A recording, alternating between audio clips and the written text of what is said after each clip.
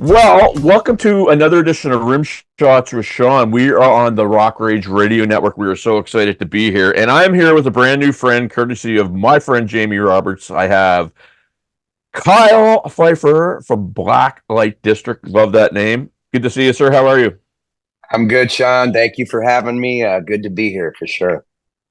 So first off, you're from that musical hotbed of South Dakota. You said you're out on the road right now. Yeah, that musical hotbed for sure. Yeah, no, we just started what's called the Red Carpet Tour. It's kind of our first immersive experience where we not only do the hour show, but we have a long meet and greet, kind of like a red carpet treatment afterward.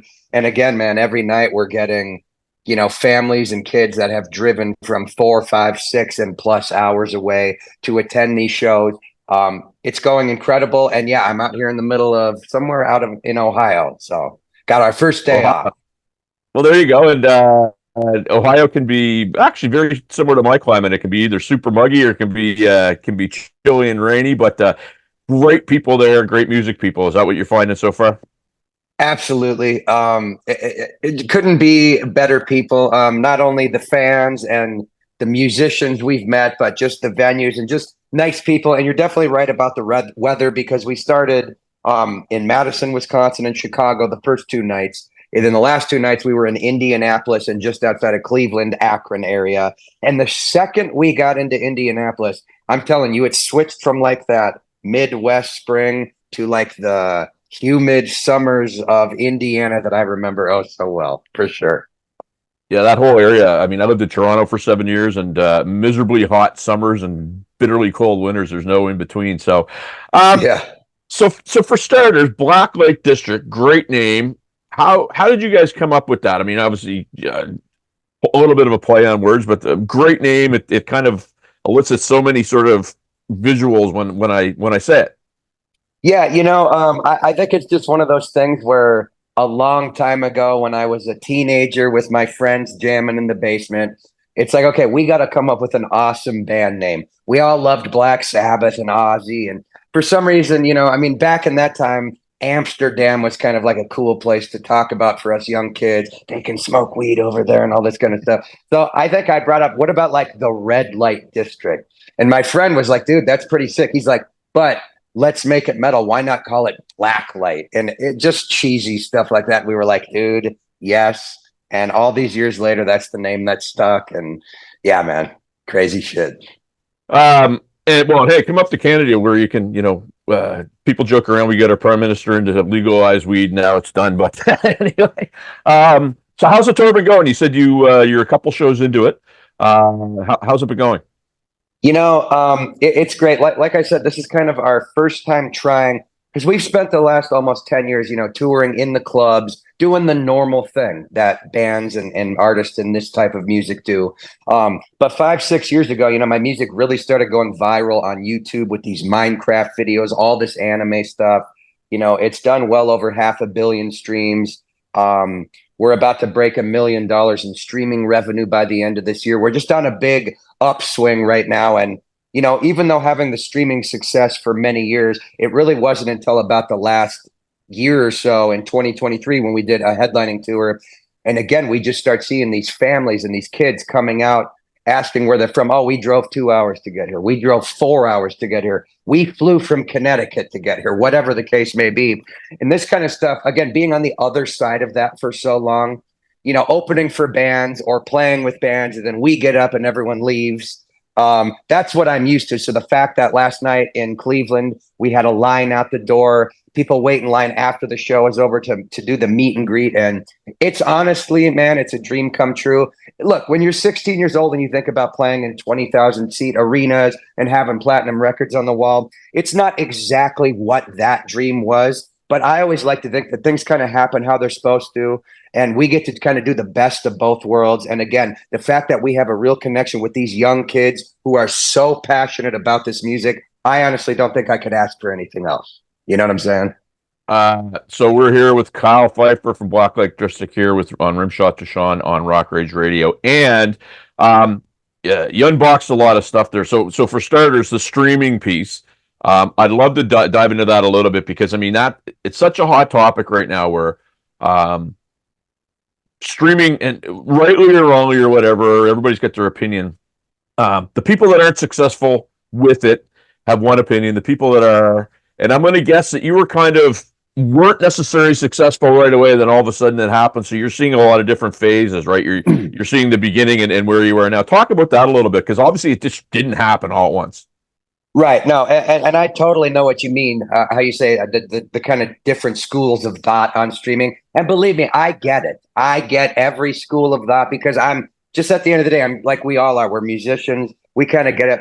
But so no, it didn't happen all at once. It started out very slow. I mean, as we're seeing these days, it is harder and harder for somebody that doesn't already have a following to get real fans in there.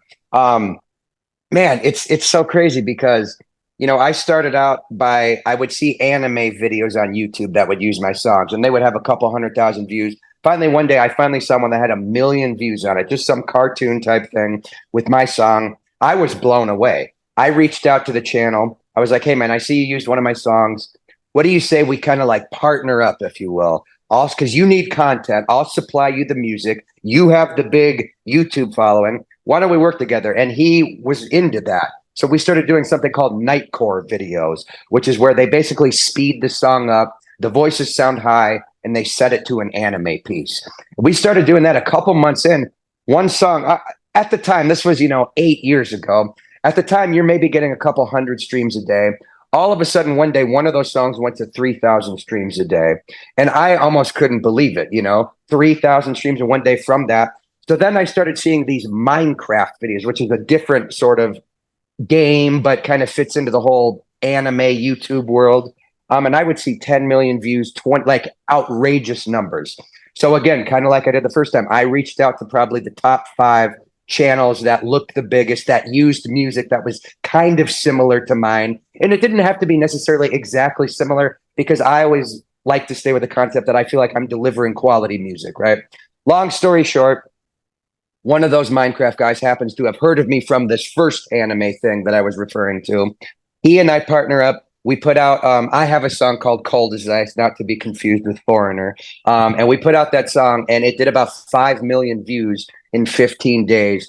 And just on YouTube, so from there, it went to Spotify and it jumped that 3,000 play a song, 3,000 a day song up to about 10,000 a day. And again, mind blown. So he and I kind of started putting out 2, 3, 4 of these videos and songs every year. We're going on 7 years now. Spotify from that 10,000 a day is now right at about 150,000 a day. YouTube is at 500 million. And it blows my mind, man, because again, it's such a real connection. And again, it's people of all ages. It's young 12-year-old kids who would normally be listening to hip hop and country. It's people my age who grew up with the rock and roll. It's everybody. And it's just such a special connection. I'm so grateful for it. I don't mean to blab on and on, but I'm just kind of, given the background of that. But it's a different time we're in. And like you said, there's definitely multiple schools of thought on it. Well, and I mean, you're not blabbing, because I mean, a lot of people they look to for little nuggets, right? I mean, you're on socials all the time, and there's a sponsored ad of, hey, you're looking for streams of this and that, and there's different sorts of things, and everybody's trying to get a bucket of everybody, and you don't know what works, you know what doesn't. If I'm kind of listening to your story and I'm paraphrasing it in my own way, you more or less set up your own sync licensing deal without getting a sync licensing deal. You went and you hustled and you went to the people that were using your stuff, and boom, there you are.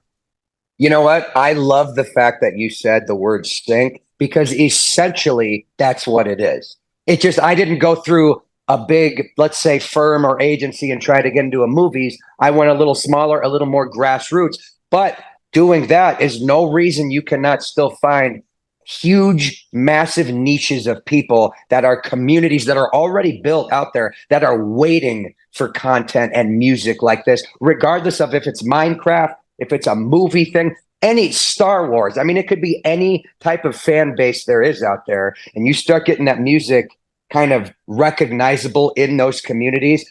I tell you what, bro, that did more for my career than any of the traditional things did, whether it was working radio, touring, blah, blah, blah, all the traditional things. That's why I think it's so the Wild West out here. But in a way, that makes it also a little bit more of a level playing ground in terms of people willing to hustle and put the work in. Now, again, I know it can go both ways. Some people can drive for years and years, and it just doesn't seem to make the growth.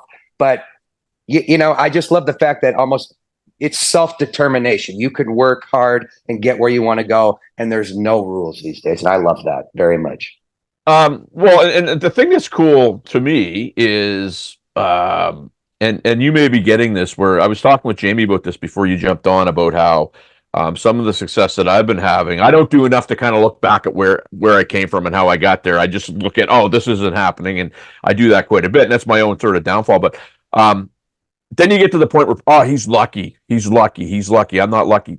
Are you getting any of that with people on any front, or do you even care at this point? Because I mean, it sounds like what you're doing is you're tearing a page out of these guys' book where, hey man, whatever I need to do to get my message out there, I'm going to do it. Is that a fair statement?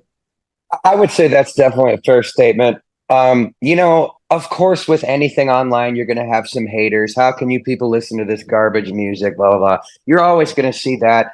It used to really bother me when I was younger. Nowadays, I really don't give a shit. I mean, people are going to say what they're going to say. It's always keyboard warriors who would never say it to your face if they saw you out in public, So let them talk their shit and have their fun. But, because again, for me at least, 95% of my community is positive. It's amazing too when we go to these shows and there'll be, again, we're in the Cleveland area, two different families that came that had never met each other. And these, let's say 13-year-old kids, right? They meet each other at the show. They'll be like, oh, I'm on Blacklite District's Discord server, which is kind of like a fan server we have. The other kid says, oh my God, I'm on there. They meet, they become friends. They keep talking on that server. 6 months later, when we come back, they come back together after never, you know what I'm saying? It's those types of things. And to me, that connection, whether it's through Minecraft, through the movies, through the radio, whatever it is, that is the sauce, so to speak, of what it at least, again, in my experience, in my opinion, it's not going to be the same for everybody. But for me, that's what worked. That's what really resonated with these fans. And when I can look out the door and see the line and see that they drove 4 hours to get there, again, it's the 16-year-old me is like freaking out completely, Well, and I'll ask you, do you find that, because if I'm getting this correctly, you had the songs written and somebody was using them for content. Do you find now that maybe you're writing songs with that, or you just sit down and write and where it goes? That's a great question because so the guy I work with on YouTube, his channel and his name is Rainimator. So like animator, but his name is Rain. Like I said, we've been working about 7 years. So, okay, let's say I think 75 to 80% of his channel is my songs. He works with one or two other artists here and there. And for a while he had, I can't remember the name, but he had this artist that was kind of writing songs specifically to fit the storyline of the Minecraft videos. Because again, it's a long term, it's almost as if you're watching like part 1, part 2, part 3. It's all a long storyline. So he would use this other artist that would make these songs. And, I thought about that. I said, maybe should I try and write for that? But then I kept thinking, going back to that song, Cold as Ice, that did the 15 million views in 5 days. That was not written for it. It was written to be something that I would like to hear from my influences of the artists I grew up loving in the 70s and 80s, Sabbath, Zeppelin, Motley Crue, GNR. I mean, that's my love of stuff. And so it was like, nope, we're not going to go into writing specifically. We're going to keep writing for exactly what we want, how we've always done it, and make it no different. Because then if it works, it's just that much sweeter. The fact that we got this classic hard rock influenced music in somewhat of a pop culture type of thing where these young kids are discovering it. And to me, that was the best win of it all, Okay, so Kyle, we're going to take a little break here. Rimshots with Sean on Rock Ridge Radio. We're going to, I guess, pay some bills. This is all new to me in terms of doing it for radio, but this is fascinating. When we come back, I want to pick this up when we come back on the other side. We'll be back after this. Well, welcome back to Rimshots with Sean right here on Rock Rage Radio. I'm with Colin. Did I say Colin? Kyle Pfeiffer. Sorry, we were having such a wild conversation. Blacklite District. And just before we took the break, we were just talking about this tremendous success you've been having with essentially setting up your own sync company, which is incredible. Before we go any further, because I often do this and I shouldn't, but name the folks in your band because I don't like to overlook people that are working hard. No, absolutely. So on guitar, I have a guy named Justin Sundlin, Sundlin. Awesome kid from Wisconsin. On bass, I have my tour manager, my videographer, my jack of all trades, so to speak, longtime friend Clinton Cunanan. Him and Justin are in a group called Another Lost Year. They used to tour a lot. Been on a bit of a break from that. And then on drums, we have our friend filling in Chance Jones from a band called No Resolve, which is out doing some big touring in the US. And of course, I want to shout out Stetchy, our sound guy, and Nestor, our crew guy, because again, it takes each and every one of these people to make these shows happen. No one is more important than the next guy. You know what I'm saying? So, and these guys bust their asses off out here, man. So definitely shout out to the whole crew for sure. There seems to be this. I don't know if I'm ready to call it a trend yet, but I mean, I have a situation where I have two bands. I do live recording. I do studio recording, some different things. I'm a drummer myself. Being in multiple bands, I mean, it just seems like I don't want to quickly. I don't want to call it a trend yet, but it seems to be more of a recurring thing. With that, because you mentioned some of your folks are in other bands, is it hard to keep your schedule in check and not kind of overbook things and that type of thing? Well, you know, in our situation, it's a little different because I mentioned the band Another Lost Year that Clinton and Justin are in. But it doesn't, you know, we don't really have much trouble overlapping. Like I said, my friend Clinton has kind of been, doing a bunch of other stuff and hasn't been on the road as much with the other project as much he's been out kind of, working together with me and doing his own thing. And so it's cool like that. And again, I'm not one that's out on the road, 250 nights a year anyway. So I like to go out a couple weeks at a time, maybe a couple times a year. And again, this whole concept of this like red carpet tour is new. So we're kind of just hitting it. But no, we don't really have any conflicts in terms of that. So pretty smooth. Again, other people in other situations that are active in many projects like that. Obviously, that can be a pain in the ass, but nope, we're all good over here with that. Well, and I find sometimes what happens is it all it takes is one person that I don't want to say isn't a team player, but usually isn't a team player, and they go whichever way the wind takes them. That's usually money based and usually that type of thing, and so that's where it gets difficult, right? Yep. People they're not mindful of other people's deal; it's just their own. Absolutely. Yeah. You see that more. I mean, that's why, because again, I've been touring for 10 years. I tell people I've been doing it on a professional level for 10 years, which is true. And, I started in my early 20s. And man, I mean, early on, it was so hard. And I was always working with people older than me, sometimes in their third. And not that I care about the age. I'm just saying, you figure they have more experience. It would blow my mind how many people lacked the dedication or would say I'm ready to go and then wouldn't be at the next band rehearsal. It's like, bro, if you're ready to go, like we got to be ready to go. Like I'm ready to drop everything right now and let's go jam. That's the seriousness of it. And some people I just couldn't. So for a while, I actually turned Blacklite District into a solo project where I was literally going out on the road. I had a guy basically being a DJ playing the like backing tracks, drums, bass. I would play guitar and sing with it because I was so tired of going through people and shuffling through members. And that kind of became a little thing of its own. Obviously back into the full band setup now, but just as an example, Sean, of how frustrating it can be to not find the right people to make something like this happen. You know what I mean? I'm sure we've both been there, Yeah, and I mean, you're probably not seeing it as much in what you do, but in my town where there's everything from a big original scene to a cover scene, there's and it happened during the pandemic. Hey, I can play a little bit of guitar, and all of a sudden, no, you're good. You should go start playing the bars, and they are playing the bars, and they're playing for less money. And the owners are doing the old, well, he's just as good. Why should I pay him? Why should I pay you more? Because he's the guy that's going to miss the gig at the last minute for the Super Bowl party, or he's not a professional musician, and people sort of miss that. Yep, Right, absolutely. and that's what gets hard keeping a band together. If you would, and I got to give a little plug here. Rimshots is showing on Rock Rage Radio with Kyle here from Blacklite District. Tell me about the band. Give me a little, I guess, nickel tour on the band of how you started and got to where you are now. Well, I don't want to bring the mood down, and I feel like I say it way too much, but my mom passed away from an overdose when I was about 10 years old, and that was kind of the catalyst for what started my journey to finding the great escape, so to speak. So about a year later, I was driving down the road with my uncle, and he played "No More Tears," the song by Ozzy Osbourne. Mhm. And I just remember hearing that the first time. I had never heard Ozzy before. I heard that voice in those verses, especially very high, you know. And I asked my uncle, I was like, who is this? He's like, this is a guy named Ozzy Osbourne.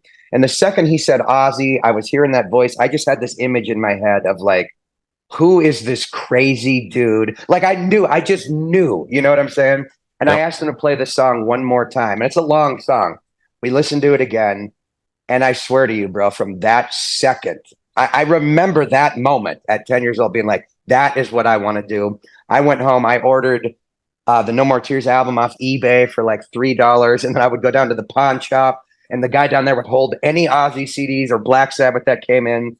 And again, you know, I did not grow up in the 70s and 80s. I was born in 1990, but I just always had a thing for these types of bands. So I would sit on my CD player, Walkman at night, and I would listen to every Sabbath, every Ozzy album from front to back, the entire catalog over and over. And again, just probably like many people, started inviting my friends over, getting little drum set, little amps, excuse my voice, Hmm. and just, you know, jamming and basically ripping off Black Sabbath songs, trying to write our own. Like I would write a song like Paranoid. I just wrote the chords backwards and thought it was my thing, you know. But I guess it's just that, you know, then as you go, starting to discover, you know, Motley Crue and Guns N' Roses, getting into Metallica. I mean, really a cliche story, I guess. Just what really for me was watching those behind the musics, not just the music, but the stories at the time, the lifestyle, and just the stuff that these guys had to go through to overcome Mhm. was always so inspiring to me, and that's kind of what I've always inspired for, you know. Um, it's interesting because it's not a cheesy story. Because I'll tell you why. I mean, I've been in this business a long time too. I've seen, the next one. I've seen the one that's going to save this. I've seen the crappy one. I've seen this and that. I've seen the one that's going to take on the world and then decides to go back to school and becomes a lawyer. Um, what I rarely see is the person that doesn't quit and keeps going. And I put you in that bucket. I put myself in that bucket because, anybody that gets in anything knows there's frustration, but the music business can be one of the most frustrating businesses out there. And I think it's all a test to see how much you can take. And as soon as you get to the point where I can't take it anymore, I think that's when stuff starts popping for you. Oh, 100%. That's what I love, man. A little off topic, but you just got such a vibe about you, man. Like you and I would be hanging, bro. I'm telling you that. Where there's a lot of similarities there, even if it doesn't look as it. But yeah, you know, my friend Clinton, who I was just talking about a bit ago, he always used to tell me, he's like, man, you got to think about it. Not only is it a music business and all this other stuff, but it's also a game of almost last man standing. He's saying Mhm. it kind of a general way, but because, like you, and even in my short time, Sean, 10 years of playing, I have seen so many bands come and go. The next big Octane on Sirius XM band was here, and then the next day you never heard of them again.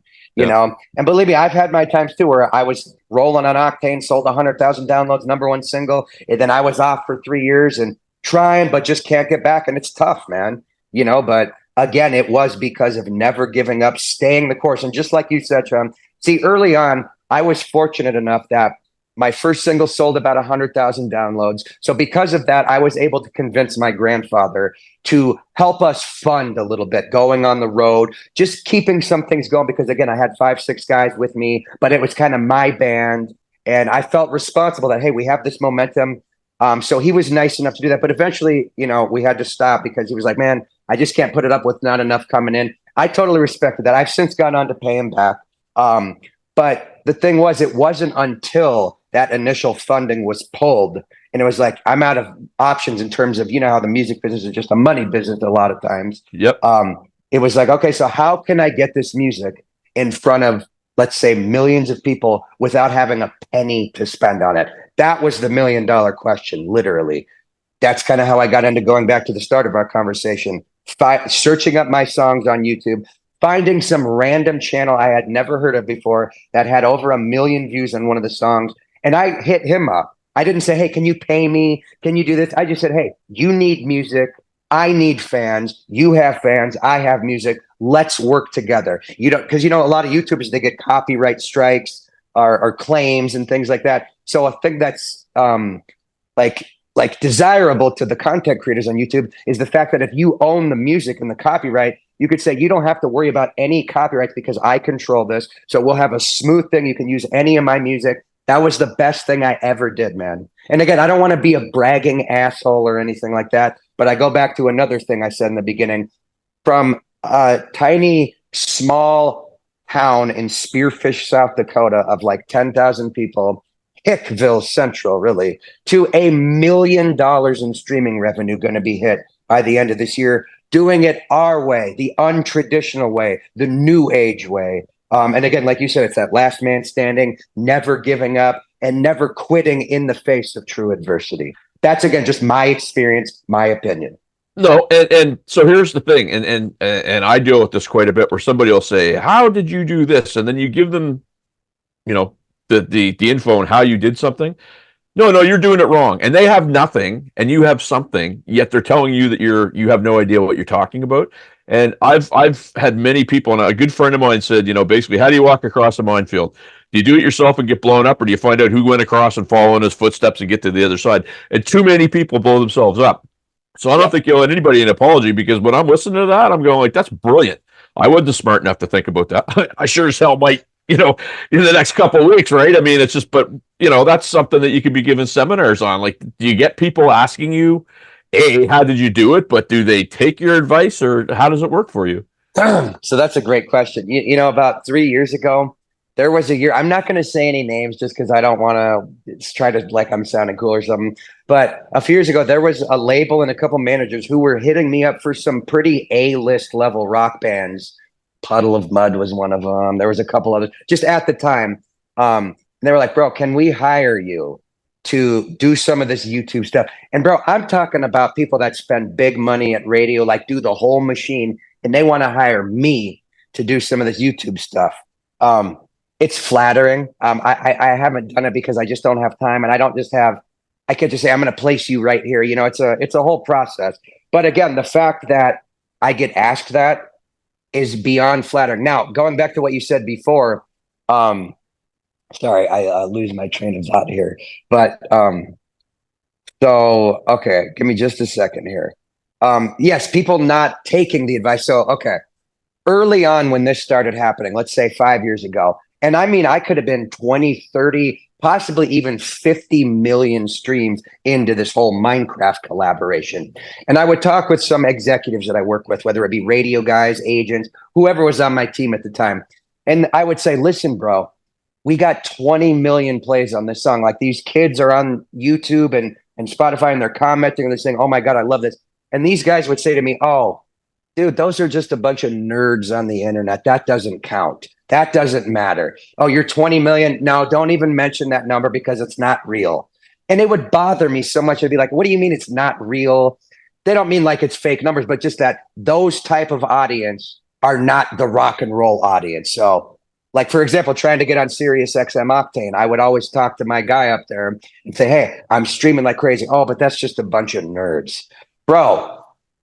So that's where I feel like some of these guys, they're the big league experts and shit. Half the time, they don't know what they're talking about, bro.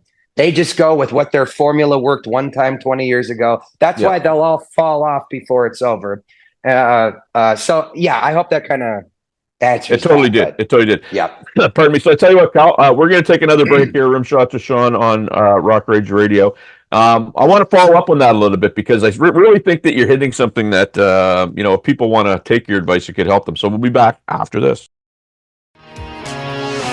Tell me when you know what you know. It all comes from down below. It's a long way down.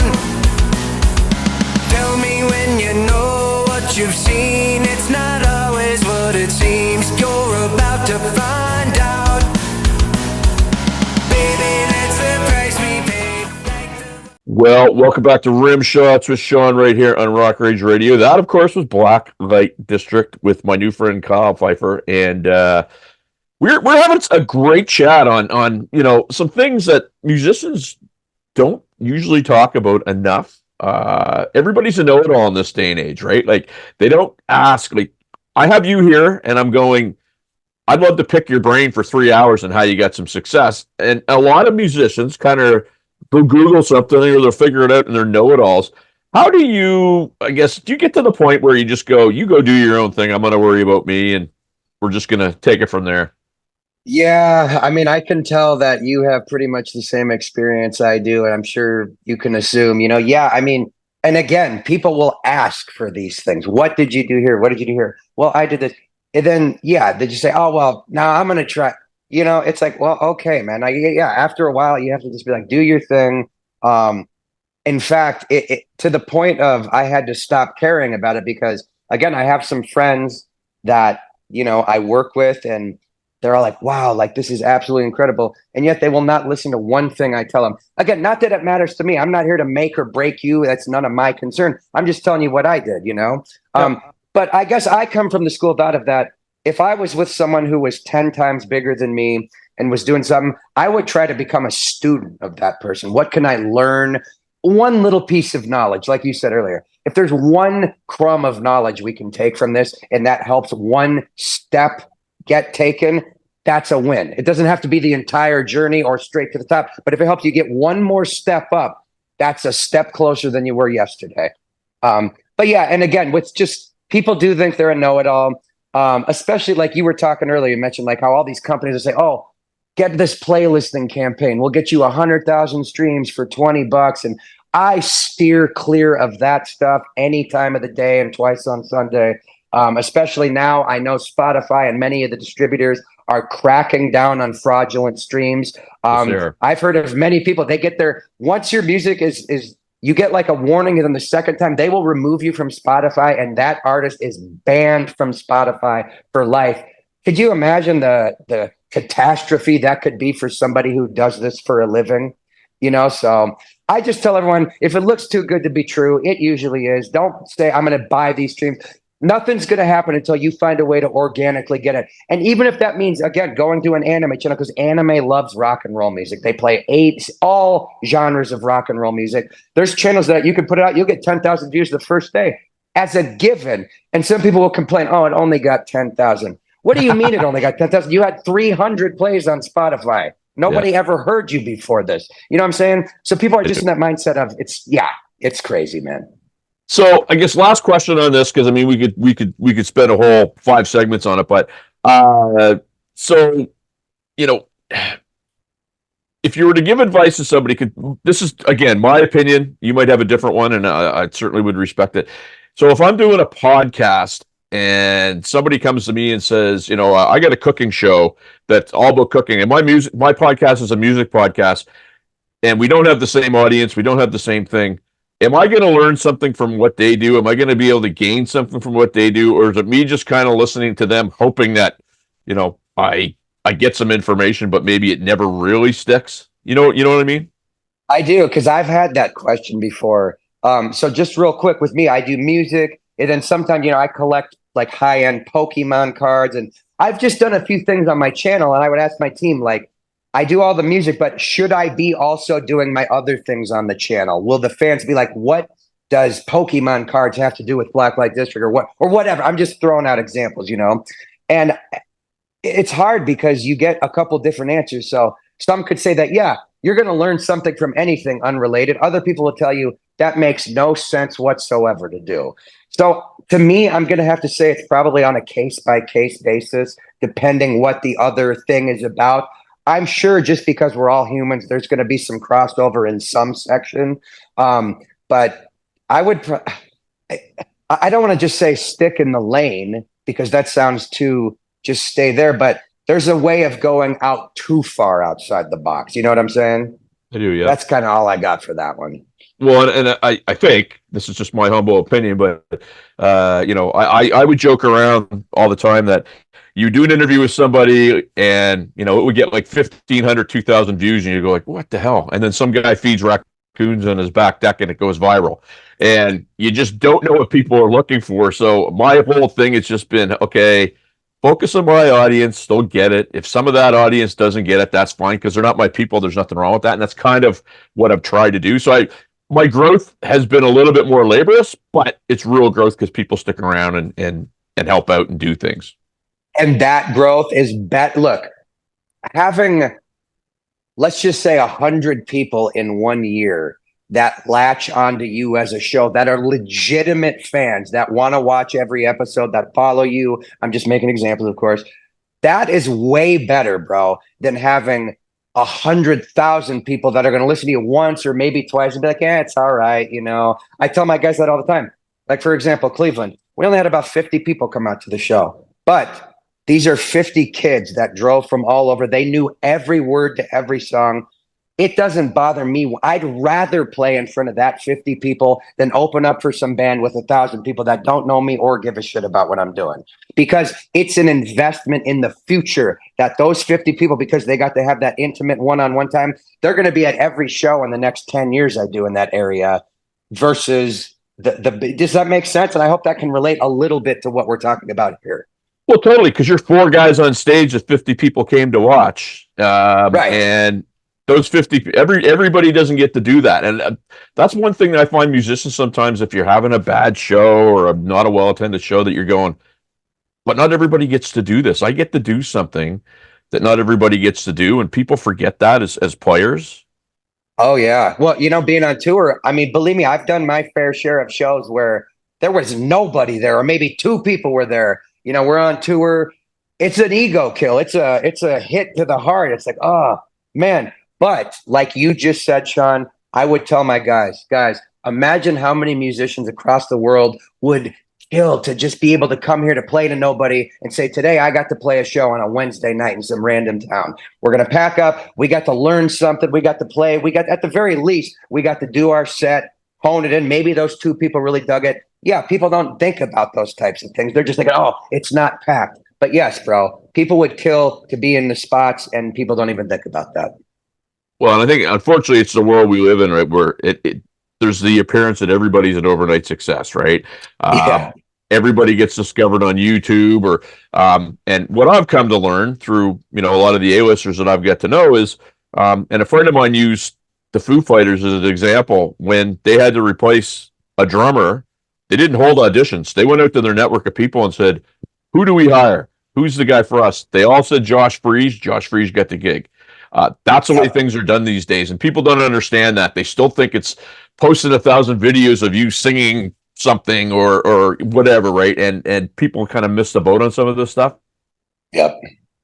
Oh, hands down. I mean, it still blows my mind how many, and again, not trying to sound like arrogant or anything like that, but sometimes some of these things just seem so obvious to me that I don't get how people don't get it, really. You know what I mean? But yeah, it's man, people grow their own communities these days. It's almost as if, like, back in the day, like, let's say when we're working radio as a single or a song, you're trying to almost plug in to the rock audience because that's the dream, right? We want to be in there. And I know this is a little off topic to what you asked, but I compare it back to going to me with the anime and cartoon thing. That is not what I dreamed of in the beginning, but that's how it got me. And there's a quote. I'm a big WWE and old school wrestling fan. There's a great quote in there that says, you often find your path to destiny on the road you take to avoid it. So you know what I'm saying? Yeah. You might be trying to say, you know what, I'm going to do something different, like me doing the Minecraft thing. It's not different. You're trying to almost avoid this traditional road, and all of a sudden it takes you there. I know that's a bit off, but I'm just trying to have a chat with you, man. I get it. And you know what? And this is I'm going to say this is my opinion, so take it for what it's worth. But I don't think there's ever been a time where people so devalue other people's opinions and make their opinions a lot more lofty than other people's, that they're missing out because the people that they look to, that they think are going to get them to the next level, couldn't care less about them. Don't give a crap if they help them. And the people that are right in their own backyard that know what's going on, they're not good enough. And it's just a really weird time with all this stuff that's my personal opinion, that what I find right now.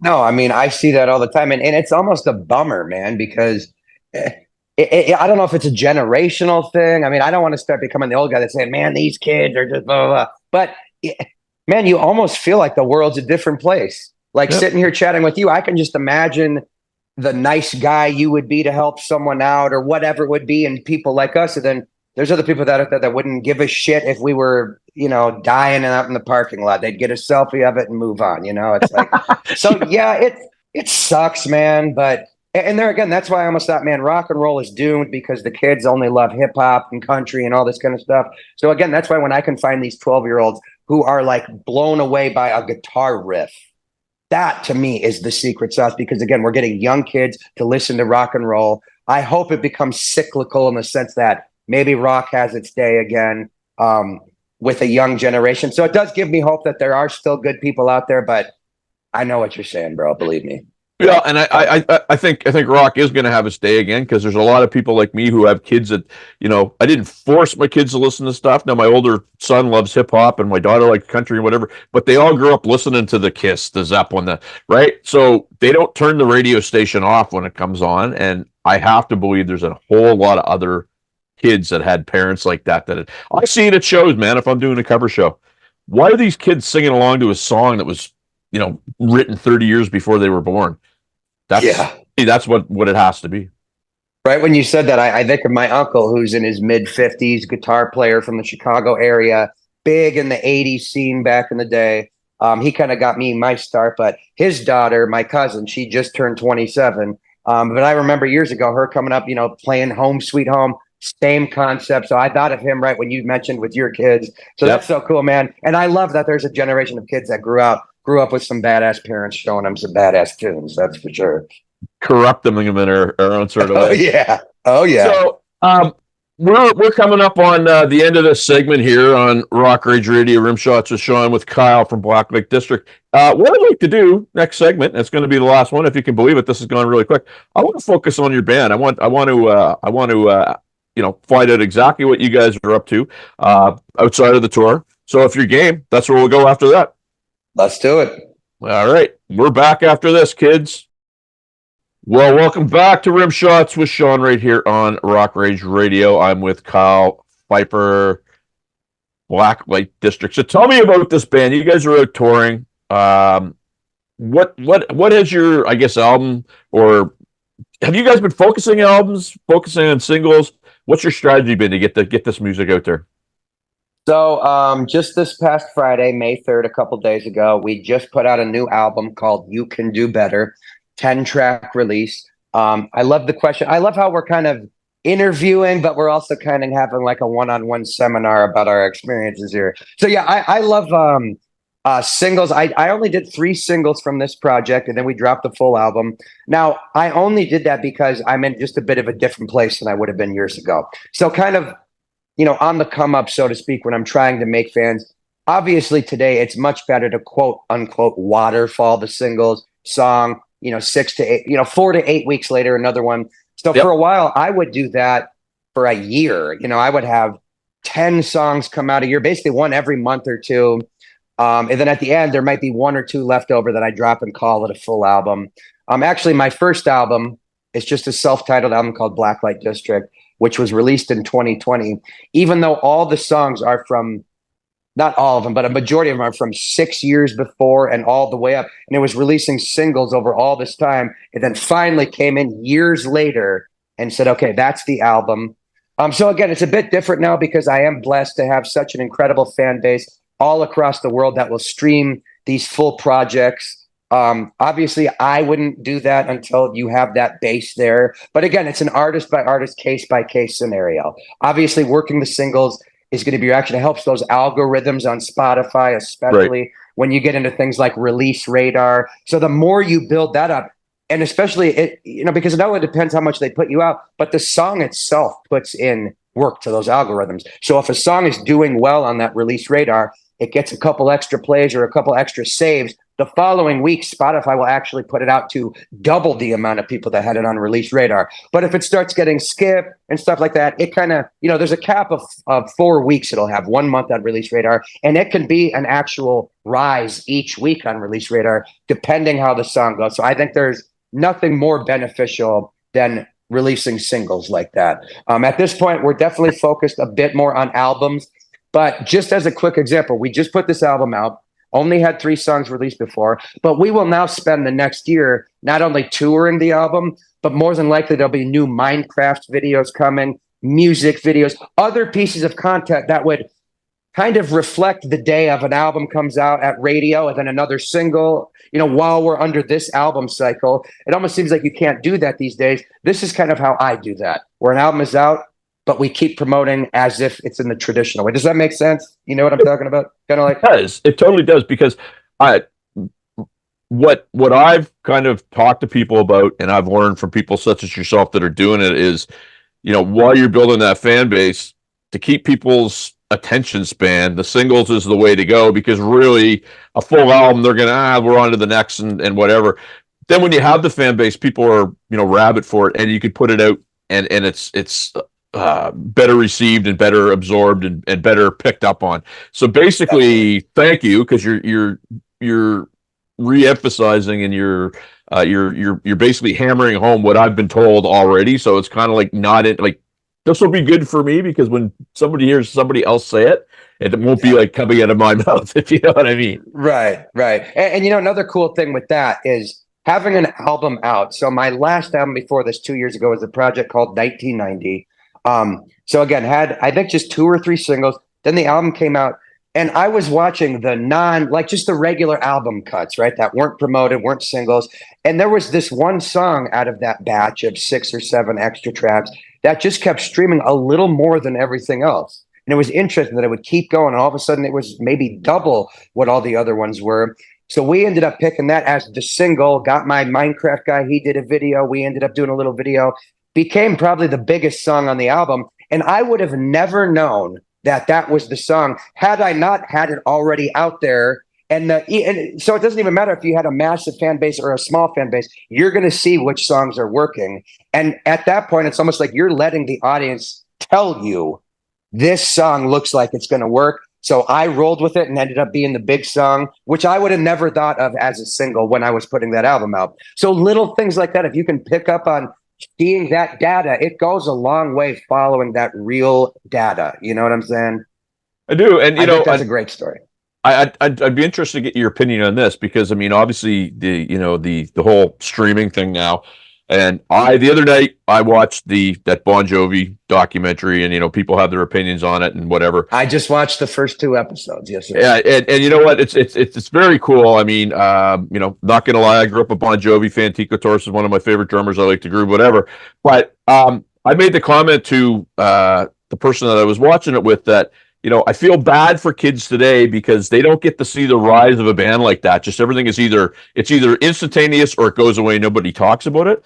But the second thing is that album, Slippery When Wet, that broke them, the second side of that album I actually like better than the first side. And I never would have been able to figure that out in this day and age, because I would have had the singles chucked down my throat. And I never would have went, wow, flip over the vinyl or the CD or whatever. I'd be interested to get your opinion on that, because I mean, it seems like it's going back to maybe a form of that, but it still seems like we're struggling with that. Just get the hits in people's faces, and who cares about the rest of it? I think, and again, I love talking about this stuff, because this is the stuff me and my team, we're bouncing ideas and just chatting as we're driving down the road all day about this kind of stuff. But yeah, and again, I think it is kind of going back to the case by case thing where, I'm seeing it a lot, especially with my fan base. They love getting an album. I have something called a Discord server. It's like a message board where they all, the fans are on there and they talk and have discussion.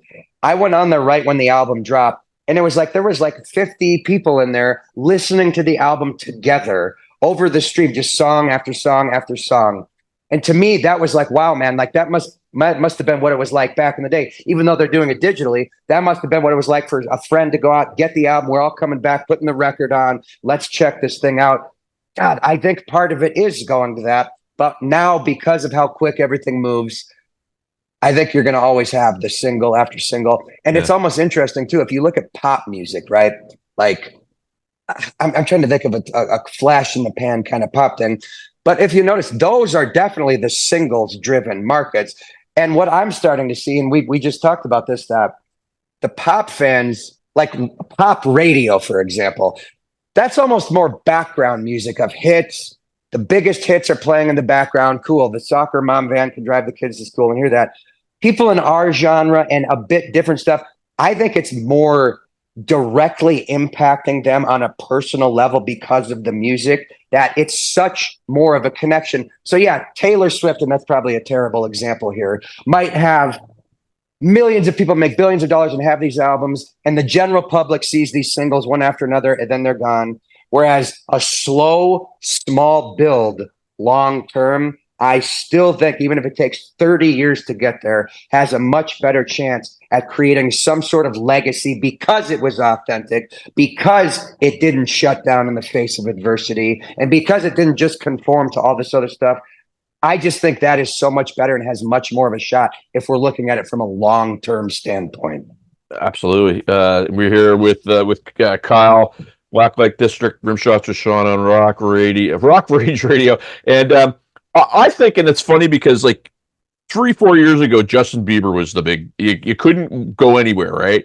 And it seems like now, like I Kiss Over My Back, and I mentioned Bon Jovi, and all these classic bands, they can be out of the public eye for a couple years and then come back and still do good business. And it seems that the artist in this day and age now has to keep going. They can't take the break. The second they do, they fall off the mountain and somebody else is there to replace them. What are your thoughts on that? Because it seems like you just always have to be hustling now in the way the business works. Yeah, that's definitely one of those things where people will say nowadays, well, I signed up to be a guitar player, not a social media manager, but it is kind of just part of the gig today. I mean, I had to learn that early on, like wearing many hats, where yes, I love music. I love writing, recording, playing live, but I know that can only be a piece of the pie. Because again, no one is going to work harder on your project and your way to promote it and get it out there than you are. Even if you hire the best people, because we as the artists have the passion for our stuff, basically, right? So it was always like, man, I'm asking someone to do something. They'll say, oh, I'll get it done in a week. And in my mind, it would be, why is it a week? I could do this in 20 minutes. I'm going to just do it myself right now. So that's kind of the mindset I got into. But yeah, these days you have to keep it coming so much. Because there's always the next thing. The second it's over, the next thing is already brewing up. There's probably 20 things on TikTok today getting ready to blow up. There's so much stuff going viral now. We don't even see all the viral stuff anymore. You know what I'm saying? The viral stuff is almost in niches now, It is. And I mean, the other thing too, and again, like you said, a bit of a seminar. I always talk to people about, traditional media and buying into traditional, because traditional media is there to basically, to inform. But I've been asked to be part of interviews where at the end of the day, my producer didn't go for it. Well, why not? It wasn't enough of a story. And basically what it got down to, I wasn't enough of a negative story. Therefore, they didn't want to do the story on whatever it was I was doing. And people don't understand, like, that's traditional media, and that's the way traditional media works. And social media is kind of going down that path, but in a weird way now. It kind of makes people think they're inferior. That's my 2 cents on it. Absolutely. Did you go through that sometimes?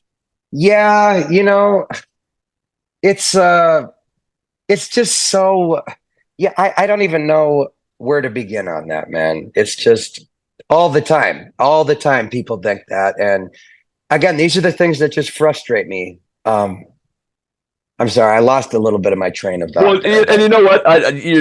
It's maybe another conversation for another day, because it could go down a rabbit hole, and I think it needs more time, and maybe you and I will revisit that on text or whatever. But one thing I do want to cover, because we're almost done here. I want, if people haven't heard your band and you were able to say, this is who we are and this is what we sound like, what would you tell them? That's a hard one. I would say at the foundation, it is a classic hard rock sound with the distorted guitars and heavy drums and the stuff that I would hope that guys like you and I are into. My voice is a bit different, but we do add a lot of elements of, maybe some modern production, some beats are in there. We use a lot of like electronic leads. And so I like to think of it as classic hard rock, but with all the toys of today's modern production and some, a lot of acoustic guitars. But again, there's hip hop beats, there's some pop influence. I just try not to let I don't want to say I'm only hard rock and that's the only thing I can play, because I truly want to serve the song. And if a song sounds better without the guitar in it, we'll take it out, no problem. You know what I'm saying? So hard rock with a pop vocal edge in terms of melodies and modern production is the way I would say it. Love it. So last question, we got to do it. And I've totally enjoyed this conversation, Kyle. This is, I feel like I'm, I don't want to say it's rare that I talk to somebody that I can learn a lot from, because I do, but in kind of another level. So I want to thank you for that. Where do my viewers, and now that we're on Rock Rage Radio, there's a lot of listeners now. Where are they going to find out about Blacklite District? Well, you can find us on all the usual platforms. Again, we just dropped our new album, You Can Do Better. That's available on all the streaming platforms. We are out on the red carpet tour now until the end of May. Dates online, blacklightdistrict.net. And again, shout out to Rock Rage Radio, who's been a big support for 10 years. And great to meet you, Sean. I love the show. I hope we can come back and do it again in the future, man. We will. Peace out, my friend, and best Appreciate luck. You. Thank you, sir. Have a good day. You too.